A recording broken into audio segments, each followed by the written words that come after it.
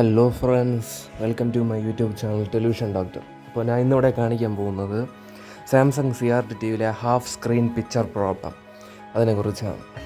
ഇതാ കണ്ടില്ലേ, പിക്ചർ കണ്ട, ഗ്രെയിൻസ് പകുതിക്കേ ഉള്ളൂ, ബാക്കിയെല്ലാം ഫുൾ ബ്ലാങ്ക് ആയി കിടപ്പുണ്ട്.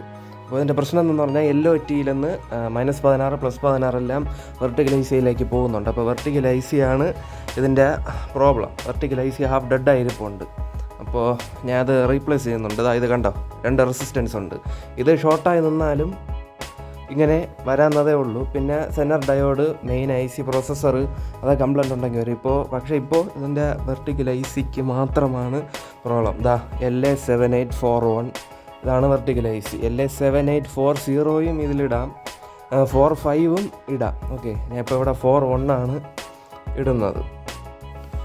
LA7845 വെർട്ടിക്കൽ IC സാധാരണ ഇടുന്നത് 29 ഇഞ്ചിൻ്റെ ബോർഡിലാണ്, 29 ഇഞ്ച് സാംസങ്ങിൻ്റെ ബോർഡിലാണ് സാധാരണ LA7845 എന്നുള്ള വെർട്ടിക്കൽ IC ഇടുന്നത്.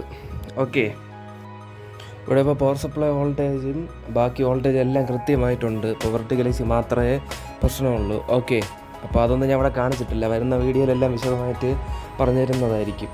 ഓക്കെ, പിന്നെ ഒരു കാര്യമുള്ളത്, വെർട്ടിക്കൽ IC ഇടുമ്പോൾ കഴിവതും പുതിയ വെർട്ടിക്കൽ IC ഇടാൻ ശ്രമിക്കുക. ഇല്ലെങ്കിൽ ചിലപ്പം പഴയതിടുമ്പോൾ വർക്കായില്ലെന്ന് വരും, അല്ലെങ്കിൽ പഴയതെന്തെങ്കിലും ഫോൾട്ട് കാണും. ചിലപ്പോൾ ഇട്ട് കുറച്ചൊരു 1.5 മണിക്കൂർ 2 മണിക്കൂർ ഓടുമ്പോഴേക്കും അതും അടിച്ചു പോകാനുള്ള സാധ്യതയുണ്ട്. വെർട്ടിക്കൽ IC കരിഞ്ഞു പോകാനുള്ള സാധ്യതയുണ്ട്. അപ്പോൾ കഴിവതും ഇടുന്നത് പുതിയത് തന്നെ ഇടുന്നതായിരിക്കും നല്ലത്. LA7841 അതാണ് നമ്പർ, അതിട്ടാൽ മതിയാവും. പിന്നെ വെർട്ടിക്കൽ ICയുടെ കാല് ഇളക്കുമ്പോൾ, ഡീസോൾഡർ ചെയ്യുമ്പോൾ സൂക്ഷിച്ചിളക്കണം. പ്രിൻ്റ് പോകാനുള്ള സാധ്യതയുണ്ട്. ഇതാ കണ്ടില്ലേ, ഞാൻ ഇവിടെ വേറെ ഇട്ടിട്ട് പ്രിൻ്റ് ഇട്ടിട്ടുണ്ട്. വെർട്ടിക്കൽ IC ഇട്ടിട്ടുണ്ട്. ഞാൻ ഇപ്പോൾ ഓൺ ചെയ്ത് കാണിക്കാം. Full screen പിക്ചറായിട്ടുണ്ട്.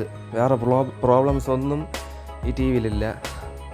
ഓൺ ചെയ്തിട്ടുണ്ട്, ഇപ്പോൾ വരും സ്ക്രീൻ. സാംസങ്ങിൻ്റെ പ്ലാനോ മോഡലാണ് ഈ TV. Samsung plan full screen വന്നിട്ടുണ്ട്, എല്ലാം കൃത്യമായിട്ടുണ്ട്. അപ്പോൾ ഫ്രണ്ട്സ്, എൻ്റെ വീഡിയോ ഇഷ്ടമായെങ്കിൽ ലൈക്ക് ചെയ്യുക, ഷെയർ ചെയ്യുക, പിന്നെ സബ്സ്ക്രൈബും ചെയ്യുക. തൊട്ടടുത്തുള്ള ബെല്ലൈക്കണും കൂടെ ഓൺ ചെയ്യിക്കുക. എന്നാലേ ഞാൻ ഇനി വീഡിയോ ഇടുമ്പോൾ കൃത്യമായി നിങ്ങൾക്ക് നോട്ടിഫിക്കേഷൻ വരികയുള്ളൂ. So thank you for watching.